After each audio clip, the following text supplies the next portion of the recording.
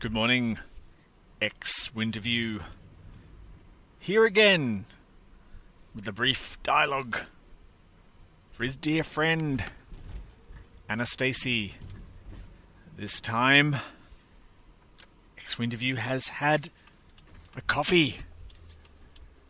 The relief. Today's brief dialogue is on how to be a terrorist. Yes, you heard me. Terrorism. How to be one. No, I'm not recruiting for my latest jihad. Rather, I thought we would explore the mechanisms of mind and thought that lead one to terrorism. And not necessarily the terrorism that we all see on the news most weeks. Other forms of terrorism as well. Or more broadly speaking, the structure of the mind that is prone to terroristic. I just made that up, that word, by the way. Thinking. Ex-Winterview will undertake this monumental task while driving and sipping a coffee. So please bear in mind there'll be frequent pauses, which we'll call thinking, which really means sipping. That was one just then. Okay, without further ado. Great word. No idea what it means.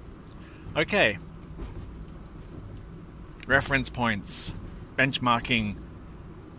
We've all discussed this many, many times. Well, we all haven't. I have. In brief dialogues past, and probably in the future. To be a terrorist, how do we begin? First and foremost, we need a vulnerability. A core vulnerability to something. What is that something that we must be vulnerable to? The self, as it is conceptualized, is an imperfect creature. It relies very heavily on the structures of belief and memory, culture, and thought, to give it some sense of solidity, some sense of existing. So it is in some ways vulnerable to creativity, to the creativity of the mind, the way the mind conceptualizes self. Another think/sip. I think you get the picture now. The self, as it is conceptualized, is unstable. It's inherently unstable because it is conceptual. To find stability, the mind likes to land on what it calls truths or truth. So one of the core vulnerabilities to terrorism, or anyone really, is the feelings of vulnerability that can only be assuaged by landing on some conceptual truth. Now, of course, conceptual truths are wide and varied in their range and scope. We have science, it's a conceptual truth. We have family and friends and culture, it's a conceptual truth. We have religion, and we have all sorts of phenomena that we can land on conceptually and say, this is the truth. Spirituality, another good one. When the mind lands on what it thinks is a truth, there is a concomitant, there's that word again, feeling or an absence of agitation, a feeling of certainty, you might say, a sort of, that's better. The mind loses the agitation. And there's a feeling that this is something. I've got something. This is a real something, this particular truth. Now, the self also has another vulnerability. It is a very, because it's inherently unstable and highly conceptual, there's a kind of a sense of its finiteness or weakness, you might say. The finiteness is an awful part of being a person. The person is conceptualized as being born and will obviously therefore one day die. The self is also weighted in terms of its value relative to others in this way. This is stuff covered in other dialogues, so I'm just quickly recapping it here. The vulnerable self does not like that vulnerability, so from the earlier point of benchmarking, it finds some certainty and some solidity, some stability. But the second problem is of the kind of value, the worth of that self. How to find worth in a essentially meaningless universe, you might say. Worth can be derived through many, many channels. But the self, the conceptual self, is particularly vulnerable, in some cases, to the grandiose or exaggerated or inflated values that one might want to imbue upon oneself. And this brings us to the point of specialness. To be special is a wonderful feeling. It's a positive feeling in some ways. You want to be a bit special, a bit different. And this vulnerability to praise and flattery and grandiosity is often learned at a very young age. Without going into the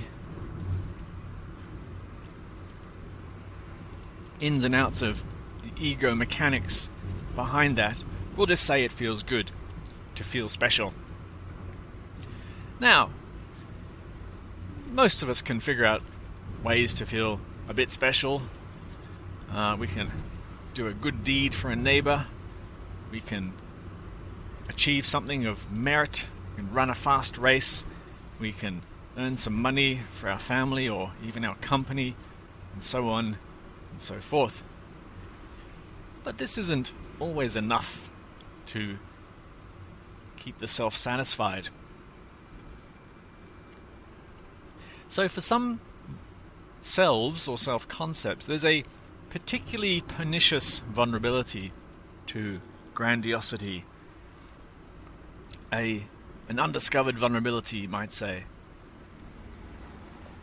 and a kind of naivety that goes along with that, a starry-eyed naivete, that life is really about finding that special something, that ultimate union with truth, to be on the inside track of something amazing and be imbued with specialness.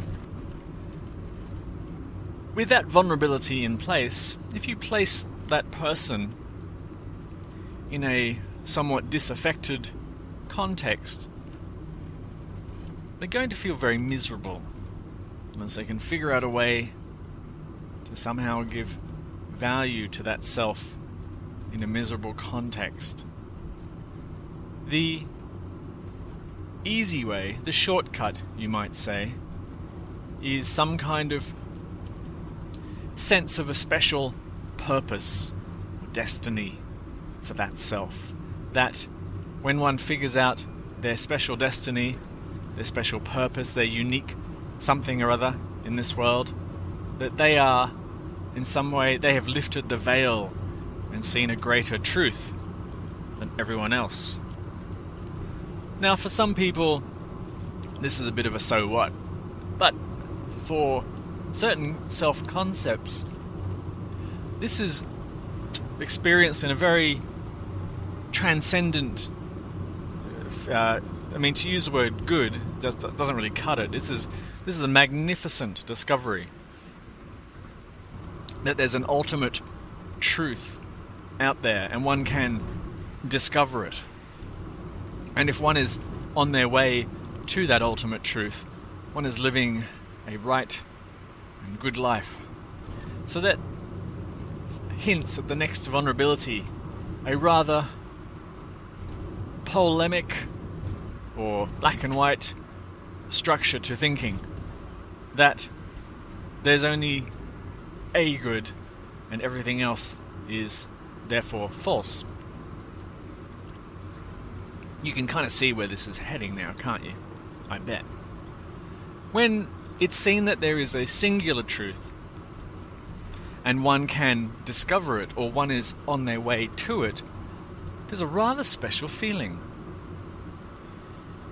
The next core vulnerability is an unwillingness to own negativity in any scope, a very childish unwillingness to acknowledge flaws or limits in the character as natural or normal. In other words, we're all a bit crap sometimes, so what? But for certain individuals, this is intolerable. I am certainly not full of crap sometimes. I'm secretly amazing, and I will never own anything crap about this character. I'm special. I'm destined for specialness. I secretly believe myself to be great, to be chosen somehow. And I've discovered that there's a truth that I can find, and no one else has discovered this, perhaps because no one else is worthy of this. Maybe others are more limited than me. I am somehow special, we'll say.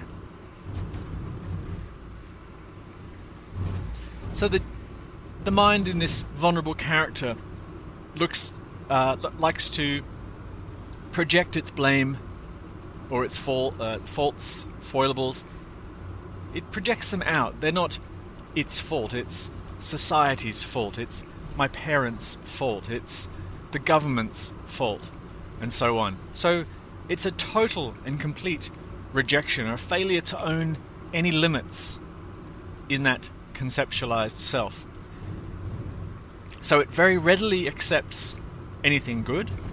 It's on its way somewhere special. It has an inside track on the truth, not just any truth, but the ultimate truth.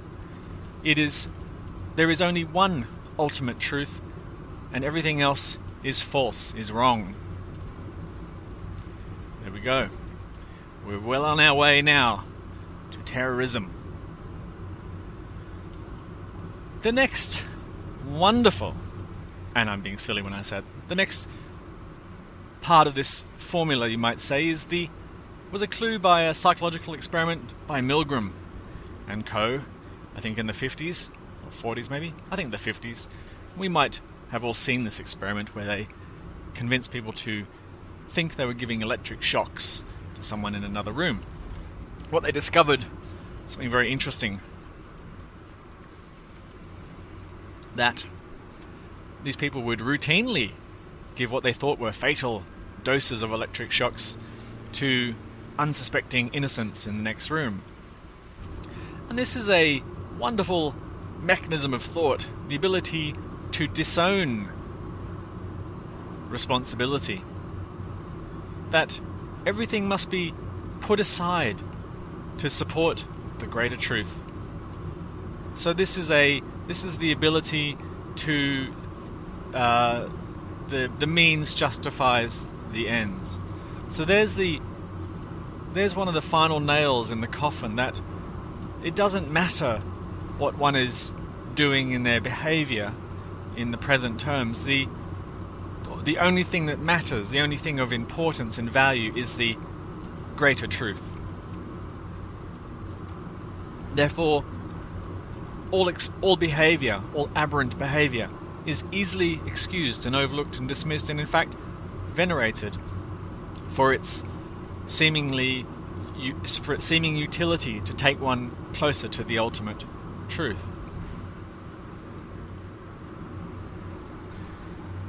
The last domain of the core vulnerabilities that lead to terrorism is the delight, the so-called Luciferic inversion, the delight in the suffering of others. This is one of the final nails in the coffin on the way to radicalization of mind.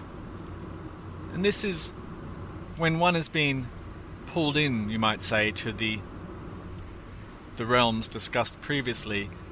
One gets their first taste of power. And when it's tasted, it's all over. You are hooked, line and sinker into that pathway, into the dark side of the Force, you might say. The Luciferic inversion is a interesting psychological phenomenon, to delight in the suffering of others. Hard to imagine how that's possible, but putting aside the morality aspect of it for a moment, the feelings of power can be quite intoxicating, quite a delightful feeling. And so once the individual has exercised an act of will to support the ultimate truth by the means justifying the ends, by willfully projecting out their faults to the external world, they find that a wonderful mechanism, psychological mechanism, comes into play. Wonderful being used in the psychological sense, not the terrorism sense. And this mechanism is a way to project one's negativity, to disown one's negativity. One discovers they can attack it out there in the world.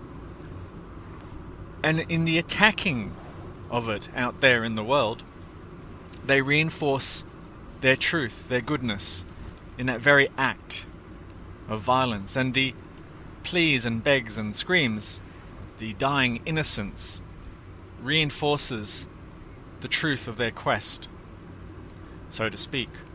The feeling of being on your way or part of the greater, more powerful truth that you believe you're on a pathway towards or are in some way part of, feels incredibly intoxicating in those final moments of the full radicalization of mind. The Luciferic inversion is complete. It feels the suffering of others feels good, feels justified, feels necessary. And there you have your terrorist, ready to do whatever it takes to support the ultimate truth, as they see it. Of course, let's not forget that little gem hidden in there. We find terrorists, of course, we've seen the news, we've seen terrorism arise in religion, not pointing any fingers at particular religions, but we also see it surprisingly across many domains. We see terrorism arise in science. We see terrorism arise in the workplace. And what do we see in the workplace? We see bullies. We see people who are pushy, who are unpleasant to work with. We see people who are they're just mean, frankly. The terrorist comes in many guises, in many respects. They are the grandiose, inflated, self-important, deluded, on their way to truth, willing to crush others, individual. The world often marvels that terrorists are willing to give their lives or blow themselves up and so on to support that greater truth. And it's very hard to understand how one would get themselves into that frame of mind. But the act itself of self-destruction, of blowing oneself up, is in some ways fulfilling all parts of the previously discussed radicalization concepts, all in one final act of defiance. The pure sense of righteousness, the ability to overlook, rationalize the suffering of others, the thought that this will take me to the ultimate truth, that this is an act for the greater ultimate good, and so on and so forth. All represented beautifully in that final act of self-destruction. So we need to be watchful of terrorists. It's a limitation of thought. It's a vulnerability of thought. It's a highly conceptualized delusion, you might say. No one in particular has that delusion. It's just a delusion. The appearance of delusion, you might say. You get terrorism in spirituality. You'll see it in maybe not the violent flavour of it, but you'll see flavours of terrorism. I'm on the way to my truth. I'm on the way to reality. I've got the inside track. You don't have the inside track. You see it in forums where people try to refute ideas and teachings or concepts. There's a viciousness sometimes in the attack, and it's all the same mechanisms at work there. The terroristic. There's that cool word again. I made it up. Patented.